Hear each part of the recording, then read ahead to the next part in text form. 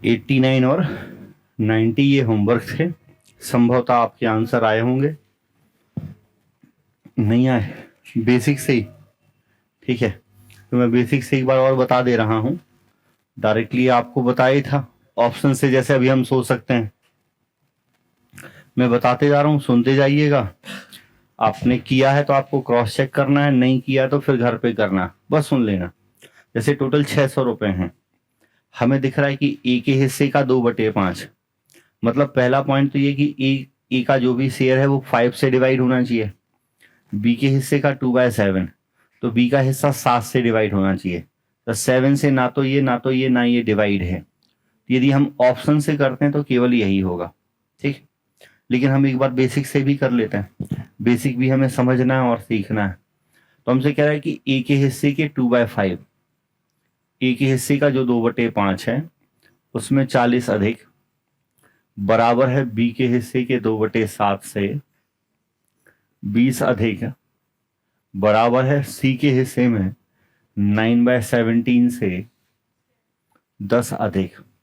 हमने इन सब के इक्वल में क्या मान लिया कि यहां से हम ए की वैल्यू लिखते हैं, ये 40 इस तरफ गया तो k माइनस 40, ये 2/5 इस तरफ आएगा तो पलट जाएगा तो 5/2 होगा। बी के लिए यदि हम लिख रहे हैं तो k माइनस 20 होगा और ये पलट जाएगा तो क्या होगा 7/2 होगा।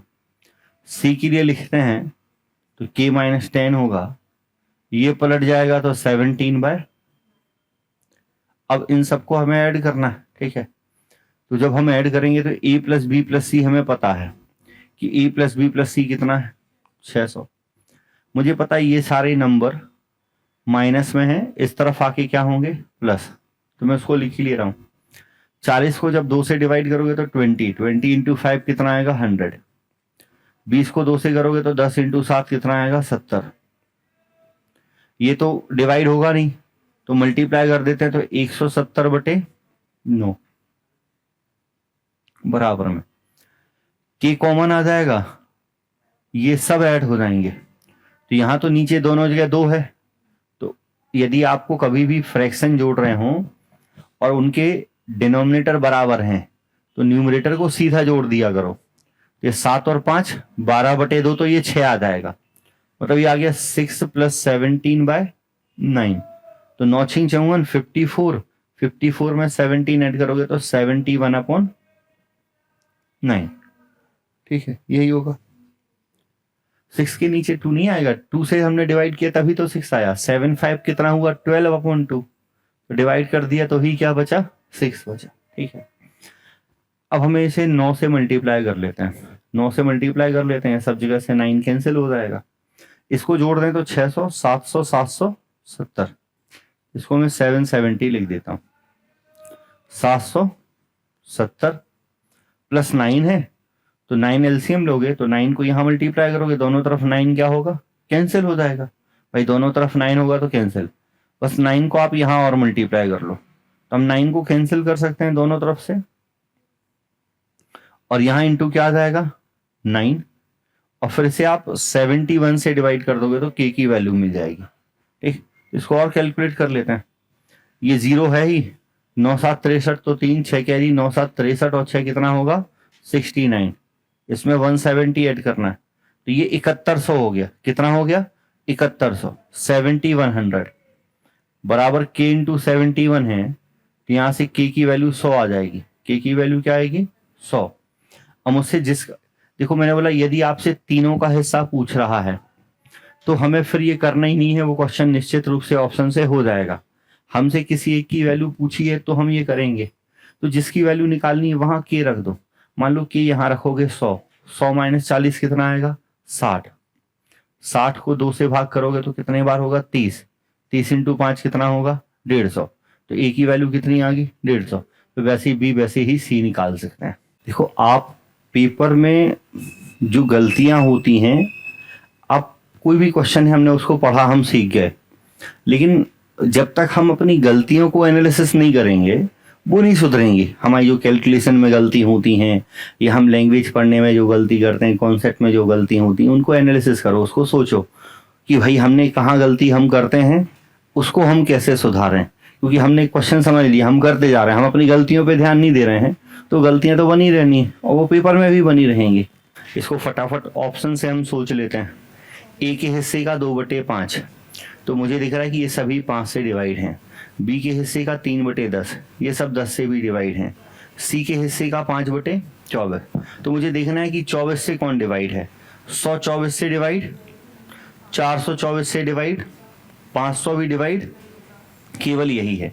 तो देखो फिर से ये क्वेश्चन, तो यदि आपसे तीनों की ही वैल्यू पूछी है तो ये क्वेश्चन बहुत आसान हो जाएगा, लेकिन यदि किसी एक की वैल्यू पूछी तो ये क्वेश्चन थोड़ा सा लेंदी हो जाएगा।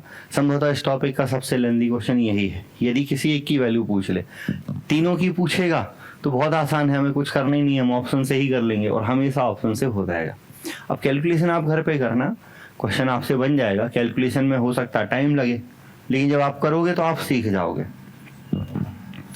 यहाँ से हम स्टार्ट कर रहे हैं। अलग अलग कुछ क्वेश्चन हैं, हमने कुछ लॉजिक ऑलरेडी पढ़े हुए हैं, ठीक है। छोटे छोटे से पॉइंट्स हैं, वो हमें पिछली चीज़ें यूज़ ज़रूर होनी है। क्वेश्चन समझ लेते हैं एक बार, हो सकता है आपसे ही बन जाए। कह रहे हैं कि एक व्यक्ति ने इतने किलोमीटर की दूरी का कुछ भाग, ठीक है, वायुयान से और कुछ जलयान से तथा बचा हुआ भाग कार द्वारा तय किया, ठीक है। एक कोई पर्सन है, वो ट्रेवल कर रहा है 2560 किलोमीटर एरोप्लेन से, शिप से और कार से, ठीक है। और इन तीनों से तय की गई समय का रेशो दिया है, ठीक है, कि भाई रेशियो कितना है 1:4, ये टाइम का रेशियो है। मतलब हम कह सकते हैं कि 1 घंटे जो है वो एरोप्लेन से चला, 4 घंटे शिप से और 5 घंटे किससे चला, कार से चला। ये हमें टाइम का रेशियो दिया हुआ है। और एवरेज स्पीड का रेशियो दिया है कि भाई जब आप एरोप्लेन से चल रहे थे तो आपकी जो स्पीड थी वो कितनी थी, 20। फिर जब आप शिप से चल रहे थे तो आपकी स्पीड कितनी थी, 1। फिर जब आप कार से चल रहे थे तो स्पीड कितनी थी, 8। तो आपको टाइम और स्पीड का रेशियो दिया हुआ है। और पूरी यात्रा मतलब कंप्लीट जर्नी में आपकी एवरेज स्पीड 64 है। कंप्लीट जर्नी में एवरेज स्पीड कितनी है, 64 है। और हमसे बोला गया है कि जलयान की औसत गति, इसके द्वारा लिया गया समय, इस द्वारा तय की गई दूरी बतानी है। मतलब आपको शिप की स्पीड बतानी है, शिप से आपने कितना टाइम लिया वो बताना है, और शिप से आप कितनी डिस्टेंस चले वो बताना है। अब देखो ये एकमात्र ही ऐसा क्वेश्चन है जो पेपर में पूछा गया। मैंने पेपर का क्वेश्चन उठाया। अब कोई बच्चा यदि थोड़ी समझदारी से कर रहा है तो इस क्वेश्चन में फिर आपको पेन उठाने की जरूरत नहीं है, पेन रख लो जेब में, ठीक है, फिर भी क्वेश्चन आपका हो जाएगा। देखो इतनी बात सबको पता है, याद ना हो अलग बात है, पता तो सबको है, ठीक है। सब जानते हैं कि स्पीड इक्वल क्या होता है, चाल बराबर। याद ना होना अलग बात है, पता सबको, गाड़ी से भी चला रहे हैं, ठीक है। तो स्पीड क्या होता है या डिस्टेंस क्या होता है, तो डिस्टेंस होता है स्पीड इनटू टाइम। दूरी बराबर क्या होता है, चाल गुणित समय। और अब ये हमारी या आपकी परेशानी नहीं है। एग्जामिनर ने ऐसा हलवा क्वेश्चन पूछा तो उसमें हम क्या कर सकते हैं, लेकिन उसने लंबा कर दिया, बच्चे इसी में फंसे हैं। आप पूरा क्वेश्चन पढ़ो ही मत, आप बस यहाँ से क्वेश्चन पढ़ोगे ना तो भी आंसर आएगा। ये भी मत पढ़ो, आपसे क्या पूछा वो पढ़ो। हमसे क्या पूछा, शिप की स्पीड पूछा है। और हमसे क्या पूछा, शिप का टाइम पूछा है। और हमसे क्या पूछा, डिस्टेंस। तो तीनों चीजें पूछी हैं, तीनों ऑप्शन में दी हैं, तो ऑप्शन से ही क्रॉस चेक कर लो ना। यदि ये स्पीड है, ये टाइम है, तो स्पीड इंटू टाइम करने पर ये डिस्टेंस आ रही है क्या, 10 × 16 160 आ रहा है। इन दोनों को मल्टीप्लाई करने पे 150 तो नहीं आता, 12 दूनी 24, तो ये ऑप्शन नहीं होगा। 23 और 17 को मल्टीप्लाई करोगे तो ये नहीं आएगा, 30 और 18 को करोगे तो ये नहीं आएगा। तो कौन सा ऑप्शन है, एक ही ऑप्शन है, ठीक है। तो पूरा क्वेश्चन हम ध्यान से पढ़ रहे हैं तो आसान है, ठीक है। यदि आप ध्यान से नहीं पढ़ो, आप इसमें लगे रहोगे भाई इसको क्या करें, इसको सोचते रहो, तो हो सकता है आप सोचते ही रह जाओ, उसमें कुछ करने की जरूरत नहीं थी। पेपर का ही क्वेश्चन है, कोई भी जरूरत नहीं है कि हम कुछ करें। लेकिन मान लो बेसिक से ही करना पड़ जाए तो हमें आना चाहिए। तो एक बार पहले आप इतना सोच लो, ये बात समझ पाए हो। सब समझते हैं ना कि यदि किलोमीटर प्रति घंटे लिखा है, इसका मतलब ये क्या हुई, स्पीड हुई। ये क्या है, टाइम है। और ये क्या है, डिस्टेंस है। और ये इस ऑप्शन में बराबर है, तो यही ऑप्शन होगा। अब मान लो यदि मुझे बेसिक से करना पड़ जाता, इससे तो करने जैसा कुछ है नहीं, यदि बेसिक से करना पड़ जाए तो कैसे करोगे, हम वो भी समझ लेते हैं। हमें एवरेज स्पीड पता है, हमें ये पता है कि एवरेज स्पीड कितनी है, और ये पता है कि टोटल हमने डिस्टेंस कितनी चली। आपने बोला डिस्टेंस होता है स्पीड इनटू टाइम, तो ये स्पीड और ये टाइम पता है, गुणा कर लोगे तो क्या आ जाएगा, डिस्टेंस। तो गुणा करोगे तो ये कितना होगा 20, ये कितना होगा 4, ये कितना होगा 4 से और भाग कर लेते हैं 5, एक और, ठीक, इसका रेशियो आ गया डिस्टेंस का। मुझे डिस्टेंस पता है तो आप डिस्टेंस को इस रेशियो में बांट दो, तो आपको पता चल जाएगा कि मैंने कितनी कितनी डिस्टेंस चली। जैसे मुझे सिप की डिस्टेंस पता करनी है, तो 2560 को मल्टीप्लाई करोगे 1 से, डिवाइड करोगे इनके टोटल से 16 से, तो 16 एकम 16, 16 एकम 16, तो आपको ये डिस्टेंस आ गई। सॉरी 16 से डिवाइड करोगे तो 16 एकम 16, कितना बचेगा 9, तो 16 से 16 छक्के 96, तो 160 किलोमीटर जो है वो क्या हो गई, डिस्टेंस हो गई। तो बेसिक से करना चाहो तो भी डिस्टेंस आ गई, फिर वैसे ही हम स्पीड और टाइम भी निकाल सकते हैं। लेकिन ज़रूरत नहीं कि इस क्वेश्चन में हम कुछ करें बेसिक से, वो ऑप्शन से ही हमारा क्वेश्चन आंसर दे रहा है। अभी हम इस लॉजिक को छोड़ रहे हैं, व्युत्क्रमानुपाती वाले को। अभी हमने ऐसे 2 क्वेश्चन आए थे तो पहले भी छोड़ दिए थे, ठीक है। उन सब क्वेश्चन को आखिरी में मैं इकट्ठे एक क्लास में आपको कराऊंगा। ये क्वेश्चन भी सरल है, ऐसे 3-4 क्वेश्चन हमें मिलने वाले हैं, ध्यान से समझिएगा। आगे क्वेश्चन आएंगे तो वो आप करोगे। कह रहे कि 2 रेलवे स्टेशन के बीच फर्स्ट, सेकंड और थर्ड क्लास में किराए का रेशियो दिया है। मतलब फर्स्ट क्लास की जो टिकट है वो 8 रुपए की आती है, सेकंड क्लास की टिकट 6 रुपए की है, और थर्ड क्लास की टिकट लेंगे तो 3 रुपए की आएगी। ये आपको दिया हुआ है कि किराए का रेशियो है कितना है 8, 6 और ये फर्स्ट क्लास का है, ये सेकंड का है, और ये थर्ड क्लास की टिकट का प्राइस है। कह रहा है कि हुआ क्या कि बाद में जो प्रथम श्रेणी है फर्स्ट क्लास है और जो सेकंड क्लास है, इनके जो किराए थे वो इतने और इतने कम कर दिए। हमें इसके किराए को 1/6 कम करना है, 1/6 कम करना है, और इसको कितना कम करना है 1/12। फर्स्ट और सेकंड को बस कम करना है, थर्ड क्लास के किराए में कोई चेंज नहीं है, ठीक है।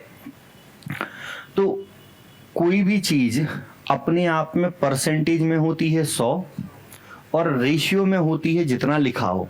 जैसे लिखा है कि फर्स्ट क्लास के किराए को 1/6 कम करना है, मतलब ये कह रहा है कि 6 में 1 कम करना है, तो बचेगा कितना 5। तो ये 8 तो था ही, अब ये कितना बचेगा 5/6। भाई 1/6 कम कर दोगे तो कितना बचेगा 5/6 बचेगा। वैसे ये 6 था, इसको आपने 1/12 कम कर देना है, तो 12 में से 1 कम कर दोगे तो क्या बचेगा, और इसमें कोई भी चेंज नहीं करना। तो ये पहले वाले किराए थे और ये बाद वाला किराया है। मैंने आपसे बोला कभी भी फ्रैक्शन में रेशियो लिखोगे तो आपकी ही तकलीफ बढ़ेगी कैलकुलेशन की, तो उनके डिनोमिनेटर का एलसीएम लेके गुणा कर दो।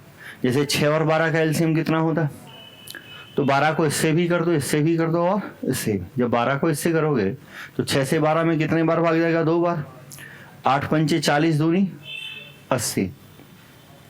यहाँ 12 से 12 कटेगा तो, और यहाँ 3 और 12 तो 36।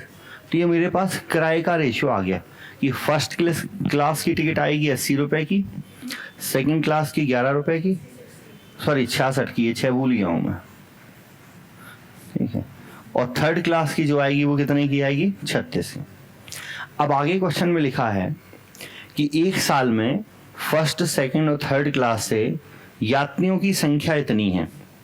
मतलब फर्स्ट क्लास में 4 लोग गए, सेकंड क्लास में 9 और थर्ड क्लास में, सर फर्स्ट क्लास की टिकट है 80 रुपए की, बैठे 4 लोग हैं, तो कुल मिलाकर कितने रुपए मिलेंगे भाई। एक टिकट 80 की, तो 4 टिकट कितने की होंगी 80 × 4 की, मल्टीप्लाई करोगे। एक टिकट कितने की 66 की, 9 टिकट कितने की होंगी तो मल्टीप्लाई कर दोगे। एक टिकट कितने की 36 की, 24 कितने की होंगी मल्टीप्लाई कर दोगे। जब मल्टीप्लाई करोगे तो आपको क्या पता चल जाएगा कि फर्स्ट क्लास से कितने रुपए मिले, सेकंड से कितने मिले और थर्ड क्लास से कितने रुपए मिले। जब हम मल्टीप्लाई करेंगे तो हमें पता चल जाएगा। और हमें लास्ट में यही दिया है कि किसी स्टेशन पर कुल मिलाकर हमने इतने रुपए के टिकट बेचे, तो उसमें हमने थर्ड क्लास में कितने रुपए के टिकट बेचे ये बताना है। हमसे कह रहा है कि तीसरी श्रेणी की कितना किराया मिला ये बताओ। तो पहले तो मुझे टोटल किराए का रेशियो पता करना है। टोटल किराए के रेशियो के लिए इन सबको मल्टीप्लाई करोगे, तो मल्टीप्लाई करते हैं तो ये 80 इंटू 4 है, ये कितना है 66 इंटू, ये कितना है 36 इंटू, जो कुछ भाग जा सकता हो तो दे लेते हैं। जैसे मुझे दिख रहा है कि भाग जा रहा है, किससे चला जा रहा है, 2 से बस जा रहा है, 2 से ये 2 बार, ये 33 और ये 18, और तो जा नहीं रहा, मल्टीप्लाई कर लेते हैं। तो ये कितना होगा, ये कितना होगा, 33 को 9 से मल्टीप्लाई करना तो 9 3 27, 7 2 कैरी, 9 3 27 और 2 29, 18 इंटू 24 करना है तो 18 चौके 72, 2 7 कैरी, 18 दूनी 36 और 7, ठीक है क्लियर, सही नहीं हुआ ना, सॉरी, 18 दूनी 36 और 7 कितना आएगा 43, ठीक है। तो ये रेशियो बनेगा, ये रेशियो किसका आ गया, टोटल किराए का, और ये टोटल किराया है, और इस टोटल किराए को इस रेशियो में बांट के इसकी वैल्यू मुझे निकालनी है। तो ये पूरी प्रोसेस होगी, ठीक है। क्वेश्चन बताने में टाइम लग रहा है, उतना बड़ा नहीं है, ये पूरी प्रोसेस आपकी होगी। इसको कैलकुलेट करोगे तो आपका आंसर आ जाएगा। तो एक बार पहले तो आप इतना सोचो, इतना नोट कर लो, फिर हम एक बार और थोड़ी सी इसमें आगे की बात आपको बेहतर समझ पाएंगे, ठीक। क्वेश्चन की PDF डली है, नंबर डाल के आप तो क्वेश्चन सॉल्व करते जाओ, समझते जाओ। मैं ये क्वेश्चन समझा रहा हूँ, ध्यान दीजिएगा, वो फिर आप कर लोगे। 2 रेलवे स्टेशनों के बीच रेल की प्रथम और द्वितीय श्रेणी के किराए के बीच कितना अनुपात है। फर्स्ट क्लास का किराया कितना है 4 रुपए, और सेकंड क्लास का 1 रुपए, और यात्री करने वाले यात्री, फर्स्ट क्लास में 1 यात्री है, सेकंड क्लास में 40। तो भाई फर्स्ट क्लास की टिकट है 4 रुपए की, 1 यात्री है तो कितने रुपए लगेंगे 4। सेकंड क्लास की टिकट है 1 रुपए की, यात्री है 40 तो कितने रुपए आएंगे। तो ये क्या थी, टिकट की रेट था, प्राइस था, और ये था कि कितने लोग हैं। और जब हमने मल्टीप्लाई किया तो हमें क्या पता चल गया कि हमें कुल कितना किराया मिला। ध्यान से समझना, अभी वो क्वेश्चन फिर आएंगे, वो आप करोगे। तो ये मुझे पता चल गया कि कुल मिला के मुझे कितना किराया मिला है, मैंने डिवाइड कर दिया। और क्वेश्चन में कुल किराया दिया है कितना है 1100। 1100 को कितने, भाई फर्स्ट क्लास का किराया है 1 रुपए, सेकंड का 10 रुपए, कुल मिला के कितना हुआ 11। और फर्स्ट क्लास का पूछा तो किससे गुणा करोगे 11, तो आपका आंसर आ जाएगा 100 रुपए। तब तो समझ आया ना, वो क्वेश्चन इस क्वेश्चन में कोई फर्क नहीं है, बस वहाँ थर्ड क्लास भी था, ठीक है। कैलकुलेशन थोड़ा सा वहाँ लंबा है, क्वेश्चन एक ही जैसा है, कॉन्सेप्ट एक ही है, बस वहाँ कैलकुलेशन क्या है लंबा है। तो ये तो समझ आ गया, इसको अच्छे से। अब ये वाला बताओ, ये क्वेश्चन शुरुआत में ये कहना चाह रहा है कि पहली और दूसरी श्रेणी के किराए का अनुपात, ठीक है। ये मुझे किराए का अनुपात दिया, शुरुआत में हिंदी में थोड़ी लाइन मिसिंग है। प्रथम श्रेणी और द्वितीय श्रेणी के किराए का अनुपात कितना है 3:1, मतलब प्रथम श्रेणी की टिकट 3 रुपए की है, द्वितीय श्रेणी की 1, और फिर बाकी वही लिखा है कि यात्रियों की संख्या का अनुपात 1:50 है। सेम क्वेश्चन है, कुल किराया दिया है, आपको बताना है द्वितीय श्रेणी का किराया। तो फटाफट कमेंट करें, बताएं क्या आंसर आएगा। मुझे किराए का अनुपात कितना दिया है 3 और 1, मतलब फर्स्ट क्लास का किराया 3 रुपए है, सेकंड का कितना है 1 रुपए, और यात्रियों की संख्या कितनी है 1 और 50। तो भाई मैंने गुणा कर दिया एक टिकट को यात्रियों की संख्या से, तो कुल किराया पता चल गया कि कुल किराए का रेशियो कितना होगा 3 और 50। अब कुल किराया कितना दिया है 1325। 1325 को डिवाइड किससे करोगे 53 से, और द्वितीय श्रेणी का पूछ रहा मतलब 50 की वैल्यू। अब इसको डिवाइड करने का काम आप कर सकते हैं, कितने बार डिवाइड होगा 53 से 2 बार, ठीक है। तो कितना होगा 106, 106 हो जाएगा तो कितना बचेगा 26, फिर कितने बार हो रहा होगा 5 बार, तो 25 पंचे 125, तो 1250 आपका आंसर बनेगा। उम्मीद है अब तो समझ गए होंगे, अब तो बन जाएगा क्वेश्चन कैसे होना है। तो देखो ये क्वेश्चन थोड़ा सा चेंज है, समझ लेते हैं। कल हमने कुछ बातें समझी थी, फिर से समझ रहे हैं। 2 रेलवे स्टेशनों के बीच प्रथम तथा द्वितीय श्रेणी के किराए के बीच 10:7 का अनुपात है। मतलब फर्स्ट क्लास की टिकट कितने की है? 10 रुपए की। सेकंड क्लास की टिकट कितने की है? 7 रुपए की। अब कह रहा है कि बाद में ये किराया इन रेशियो में बढ़ गया। मैंने कल एक बात आपको समझाई थी, कभी भी ये लिखा हो कि कोई भी चीज इस रेशियो में बढ़ रही है, मतलब वो मुझे उसके पहले और बाद का रेशियो बताता है। आपने बोला कि फर्स्ट क्लास का किराया 3:4 के अनुपात में बढ़ा, मतलब पहले यदि फर्स्ट क्लास का किराया 3 रुपए था तो बढ़ के कितना हो गया? 4। अब ध्यान से देखो, पहले फर्स्ट क्लास का किराया कितना था? 10, और वहां कितना है? 3। मतलब मुझे इस 3 यूनिट की वैल्यू पता है कि कितनी है? 10, और मुझे बाद वाला किराया पता करना है।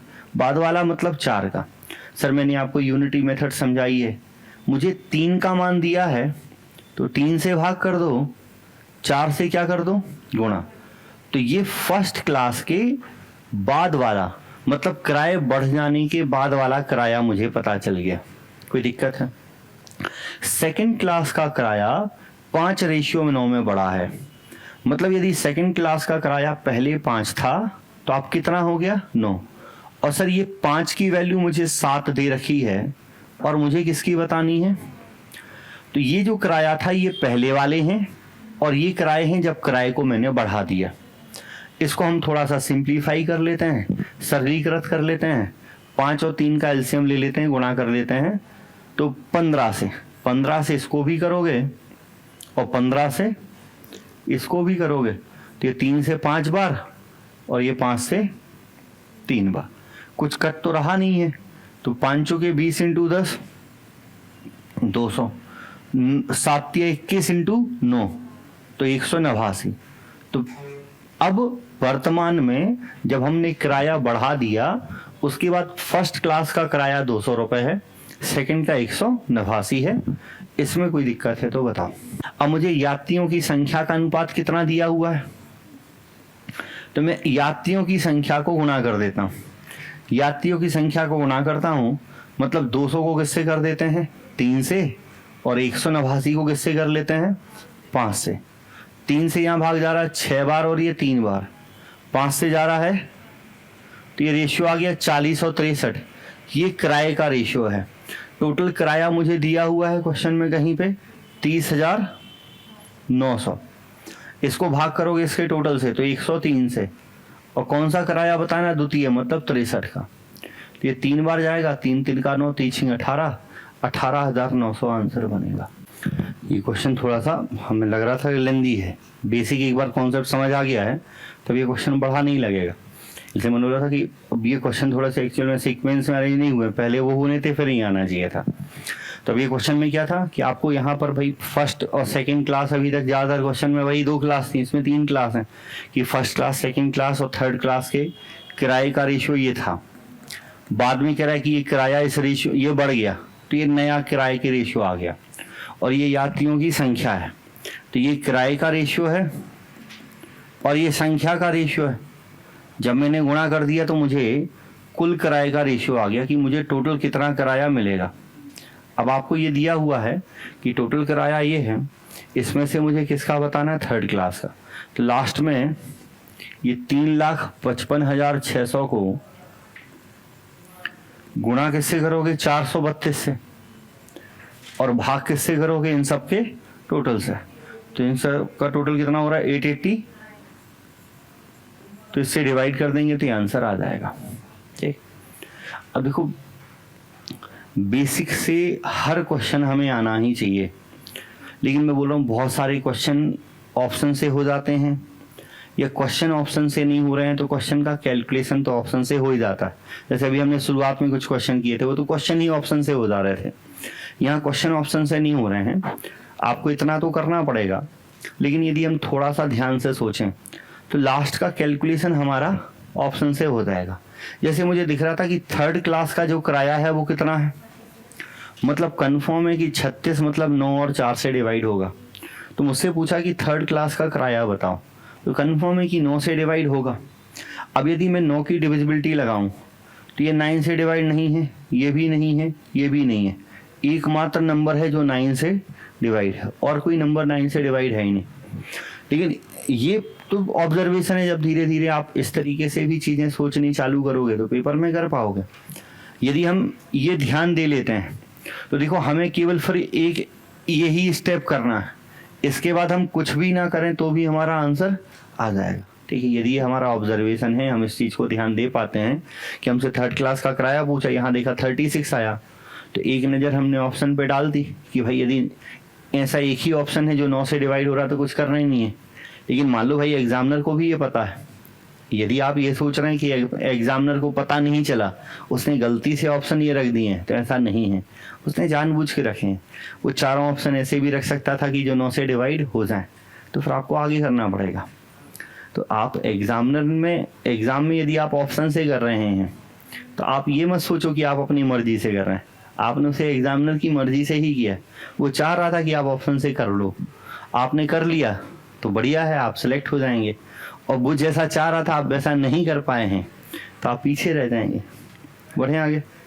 अब ये टाइप क्वेश्चन बन जाएगा, 4 क्वेश्चन हमने कर लिए। ये बहुत अच्छा क्वेश्चन है, ठीक है, अपने आप टाइप का इकलौता क्वेश्चन है ऐसा, इसको हम ध्यान से देखते हैं। ये सब क्वेश्चन पिछले समय में पेपरों के पूछे गए क्वेश्चन हैं।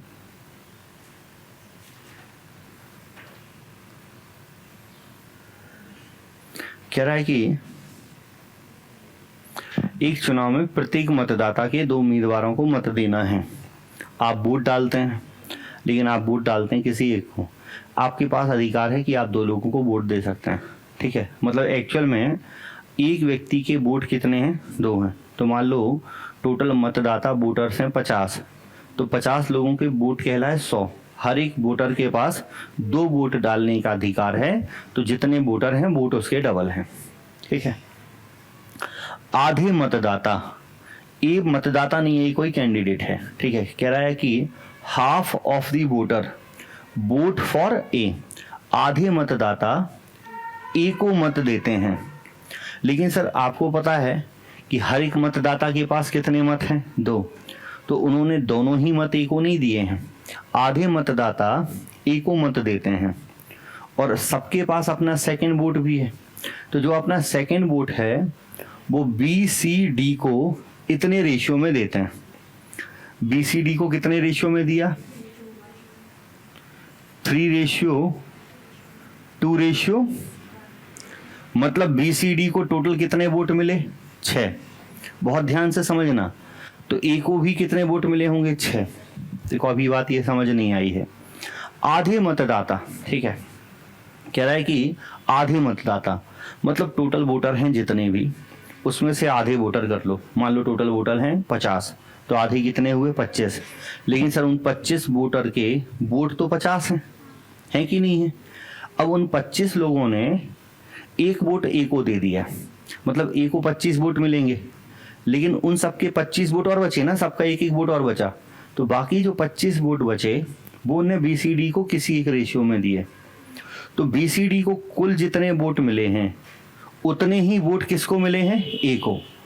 तो बीसीडी को कुल मिला के 6 वोट मिले, तो ए को भी कितने वोट मिले? 6। तो टोटल वोट कितने हो गए? 12। लेकिन सर टोटल वोट यदि 12 हैं तो वोटर कितने हुए? 6। एक वोटर के पास 2 वोट हैं, तो टोटल वोट यदि 12 हैं तो वोटर हुए 6। और ये वोटर कितने हैं? आधे। मतलब टोटल वोटर एक्चुअल में 12 थे। टोटल वोटर कितने थे? 12 में से 6 लोग आए। सर 6 लोगों की वोट 12 हैं, इन 6 लोगों ने अपनी एक एक वोट ए को दे दी। तो सब ने अपनी एक एक वोट ए को दे दी। अब सबकी एक एक वोट बची, तो सबकी एक एक वोट बची, मतलब 6 वोट अभी भी बची। उनमें से 3 बी को दे दी, 2 सी को दे दी, 1 किसको दे दी? डी को। बात समझ पाए हैं? टोटल वोटर हमने मान लिए कि 12 हैं, ठीक है। आप कुछ भी मान लो, उससे फर्क नहीं पड़ता, लेकिन हमने मन से भी नहीं माना, हमने रेशियो के हिसाब से माना, ठीक है। कितने वोटर हो गए? आधे। तो बचे भी कितने? आधे। अब बाकी मतदाताओं में से आधे, बाकी मतदाता भाई 6 में से 6 चले गए, बचे कितने? इनमें से फिर आधे, आधे मतलब 3। सर 3 के वोट कितने होंगे? 6। 3 के वोट कितने होंगे? 6। बाकी मतदाताओं में से आधे बी को मत देते हैं। और दूसरा मत, मतलब बाकी मतदाताओं में से जो आधे हैं वो एक वोट बी को दे देते हैं, तो बाकी 6 में से आधे कितने हुए? 3। इन सबके पास 2-2 वोट हैं, लेकिन इन सब ने एक एक वोट दिया बी को, तो सब ने एक एक वोट, मतलब 3 वोट किसको मिल गए? बी को। अब इनके पास एक एक वोट बचा, मतलब कितने वोट बचे? 3। कह रहा है कि एक मत बी को देते हैं और दूसरा मत 2 और 1 के अनुपात में सी और डी को। भाई उनके पास 3 ही वोट बचे, 3 में से 2 किसको और 1 किसको? देखो फिर से ये कितने वोट हैं? 6 वोट, 6 हैं तो वोटर 3 कहलाए। टोटल 12 थे, 12 में से 6 वोटर यहाँ गए और इन 6 वोटर की 12 वोट ये हैं, बचे 6 में से 3 यहाँ गए, उन 3 की 6 वोट ये हैं। अभी भी कितने वोटर बचे? 3 वोटर बचे, अभी भी 3 वोटर बचे। 3 वोटर बचे हैं, उनकी वोट कितनी होंगी? 6। कह रहे कि बाकी बचे मतदाताओं में से फिर आधे, 3 में से कितने? 1.5, उनकी वोट कितनी होगी? 3 डबल वोट होनी है ना। तो बाकी बचे मतदाताओं में से आधे सी और डी को समान रूप से मत देते हैं, मतलब बराबर बराबर देंगे। कैसा देंगे? बराबर बराबर वोट देंगे। तथा बकाया 840 मतदाता अपना मत नहीं देते। ये मतदाता हैं, ठीक है। ये कौन से हैं? 840 मतदाता हैं, वोट नहीं है, वोटर हैं। तो पहले तो देखो 12 में से 6 गए, बचे 6 में से 3 बचे कितने? 3। अब 3 में से आधे, मतलब 1.5 लोगों ने यहाँ वोट दे देनी है। फिर कितने बचे रहेंगे? 1.5। फिर कितने बचे रहेंगे? 1.5। सर ये 1.5 मतदाता हैं। 1.5 क्या है? मतदाता। इन 1.5 मतदाता की वोट कितनी होंगी? 3। इनकी भी कितनी होंगी? 3।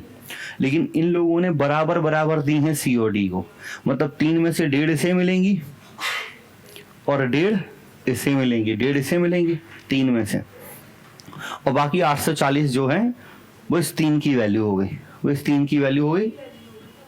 अच्छा सॉरी, 1.5 की वैल्यू हो गई। वो किसकी हो गई? 1.5 की। हमसे पूछ रहा है कि प्रत्येक उम्मीदवार को कितने मत प्राप्त हुए। अब हमसे वोटर नहीं पूछा, हमसे वोट पूछा है। हमसे क्या पूछा है? वोट। तो ये 840 जो हैं वोटर्स हैं, 1.5 की वैल्यू है, या हम ये कह सकते हैं ये 3 की वैल्यू है। बात समझो, 840 क्या है? वोटर्स हैं। इनकी वोट कितनी होंगी? डबल। भाई हमें वोट पूछी हैं, वोटर्स तो पूछे नहीं है, तो हम वोट में बदल देते हैं। तो 840 वोटर हैं, इनको डबल कर देंगे तो वोट आ जाएंगे, ठीक है। तो ये डबल करोगे तो इसका भी तो डबल होगा, मतलब 3 यूनिट की वैल्यू बराबर होगी 840 का दुगना। क्या होगी? 840 का दुगना, ठीक है। तो ये लास्ट में कंपैरिजन कर लेंगे, अभी हम यहाँ बात कर लेते हैं। पहले यहाँ तक समझ आ गया। अब मुझे बताना है कि सभी को वोट कितने मिले। तो पहले देख लो, सबको जोड़ लेते हैं। इसको कितने मिले? 6। इसको 3 और 3 6, 2 2 4 और 1 5, तो 1 1 2 और ये मुझे वोटों का रेशियो मिल गया। मुझे लास्ट में पता है 840 जो हैं ये कितनी की वैल्यू है? 1.5 की, या 1.5 का डबल कर दिया और इसका भी डबल कर दिया, तो हालांकि फर्क वही पड़ा, ठीक है। तो ये 3 यूनिट की वैल्यू है।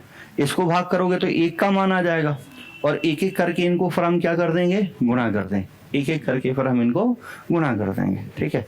तो इसको भाग करते हैं। 3 दूनी 6, 3 8 24, 28 दूनी। तो अब 560 को पहले किससे गुणा करोगे? 6 से। फिर किससे करोगे? 6 से, ठीक है। तो अब हालांकि रेशियो आ गया तो आगे करने की जरूरत है नहीं। इन दोनों की वोटें दिख रही हैं कि एक सी हैं, ये एक ही ऑप्शन में, और किसी ऑप्शन में ये इक्वल है ही नहीं। भाई इसकी भी 6 इसकी भी 6 हैं, ये इसी ऑप्शन में और किसी में है ही नहीं। यहाँ पर देखो इन दोनों की अलग है, यहाँ पे भी अलग है, यहाँ पे भी अलग है। तो अच्छा क्वेश्चन है। एक बार पहले पूरा क्वेश्चन पढ़ो, थोड़ी देर सोच लो, सब समझ आए फिर नोट करो। तो ये करा दिया आपको। ये अलग क्वेश्चन है। कह रही कि व्यक्ति की जितनी भी आय है उसका 1/3 भाग वह 3 2 4 के अनुपात में भोजन, वस्त्र और शिक्षा पर खर्च करता है। 2/5 यातायात और मनोरंजन पर इसके रेशियो में खर्च करता है। बचा हुआ पैसा इतना है जो बैंक में जमा करता है। तो उसका आपको कुल खर्च बताना है। कुछ इस तरीके से आपसे पूछा है, ठीक है। तो ध्यान से देखो, हमसे टोटल खर्च पूछा है भोजन, वस्त्र और यातायात पर, ठीक है। तो पहले तो आपको क्या करना पड़ेगा कि कोई भी एक टोटल वैल्यू लेनी है। कह रहा है कि उसका जो भी उसकी इनकम है उसका 1/3, मतलब उसकी इनकम का 1/3 1/3। तो मुझे एक ऐसी इनकम सोचनी है जो 3 से डिवाइड हो जाए। अब 1/3 को किस रेशियो में बांटना है? 3, 2 और 4 में, मतलब 9 से डिवाइड होना चाहिए। और फिर 2/5 मतलब वो 5 से भी डिवाइड होना चाहिए, और उसको फिर 9 से डिवाइड करना है। तो एक ऐसा नंबर ले लो जो 9 और 5 से डिवाइड हो जाता। तो हम ले लेते हैं 45 या 90। हम मान लेते हैं टोटल इनकम उनकी 90 है। टोटल इनकम कितनी है? 90 है। अब कैलकुलेशन देखो थोड़ा सा आसान होगा। इसका 1/3, इसका 1/3 मतलब 30 को इस रेशियो में बांटना है। और आय का 2/5 तो 5 से डिवाइड करोगे तो कितने बार होगा? 18 × 2 36, ठीक है। और बचा हुआ अलग होगा, तो 30 और 36 कितना हो गया? 66। 90 - 66 करोगे तो 24 बचेगा। कितना बचेगा? 24। अब हालांकि ये भी अभी डिवाइड नहीं है, 3 to 4 से तो ये डिवाइड होगा नहीं, ये 9 से डिवाइड होगा नहीं, ठीक। लेकिन चलो इतना भी चलेगा। यदि आप शुरुआत में ऐसा करते कि शुरुआत में कोई ऐसा नंबर लेते जो 9 से, मतलब किसी नंबर का पहले 1/3 करना है, उसके बाद वो 9 से डिवाइड होता है, तो किससे डिवाइड हो जाएगा एक्चुअल में? 27 से। तो आसान हो जाएगा क्वेश्चन। और 5 से, तो 27 और 5 से क्या डिवाइड हो जाता है? 135। तो हम 135 मान लेते हैं कि 135 रुपए हैं। अब इसका 1/3 करोगे, 3 चौके 12, 3 5 45। इसका 2/5 करोगे तो 5 दूनी 10, 5 7 35 और 27 दूनी 54। तो ये टोटल कितना हो जाएगा? 99। बचेगा कितना? 36, ठीक है। अब 45 को किस रेशियो में बांटना है? 3 to 4 में, मतलब टोटल कितने हिस्से करने हैं? 9। तो 9 पना 45, तो 5 3 15, 5 दूनी 10, 5 चौके 20। और इसको किस रेशियो में बांटना है? मतलब टोटल कितने में? 9 में। 9 से 6 बार, 6 चौके 24 और 6 पंचे 30। अब देखो इसके बाद यूनिटरी मेथड का गेम है। 2700 जो है, 2700 बाकी पैसा है जो बैंक में जमा है, मतलब ये 36 यूनिट की वैल्यू है। और मुझसे पूछा क्या है? भोजन। सर भोजन पे कितने रुपए खर्चा किए हैं? 15। भोजन के बाद वस्त्र, वस्त्र पर 10 तो 25। और यातायात, यातायात पर कितने खर्च किए हैं मैंने? 24। तो 15 और 10 25 और 24, तो 49 यूनिट की वैल्यू बतानी है, तो ये आंसर आ जाएगा। तो बस खेल जो है वो ये है कि यदि हम ये शुरुआत में एक ऐसा नंबर सोचें जो थोड़ा इजीली हमें डिवाइड कर दे। मेन वही है जो आपको खुद से सोचना है। तो इसको कर लें, इसको नोट कर लें। बाकी क्वेश्चन हम नेक्स्ट क्लास में करेंगे। आज के लिए इतना ही है। Thank you.